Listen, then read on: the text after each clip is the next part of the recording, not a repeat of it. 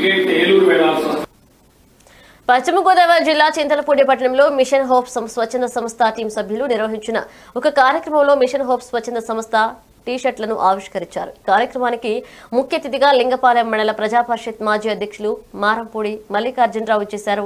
సందర్భంగా మల్లికార్జునరావు మాట్లాడుతూ సొంగ Roshan Kumar machine hopes స్వచ్ఛంద సంస్థను స్థాపించి తన టీం సభ్యుల చేత చింతలపూడి నియోజకవర్గంలోని 4 మండలాల్లో కష్టాల్లో ఉన్న ప్రజలకు ఏ అవసరాలను ఉన్నాయో అని తెలుసుకుని నిత్యావసర వస్తువులు, ఆర్థిక ఇబ్బందుల్లో ఉన్న వారికి ఆర్థిక సహాయం, తన సేవలను సొంగ రోషన్ కుమార్ అందిస్తున్నారని, వారికి ఎప్పుడూ మా సహాయ సహకారాలు ఉంటాయని తెలియజేశారు.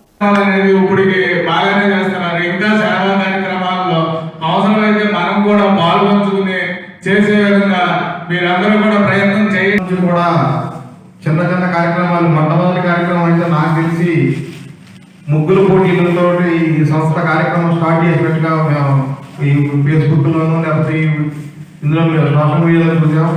అప్పటి నుంచి కూడా కొంచెం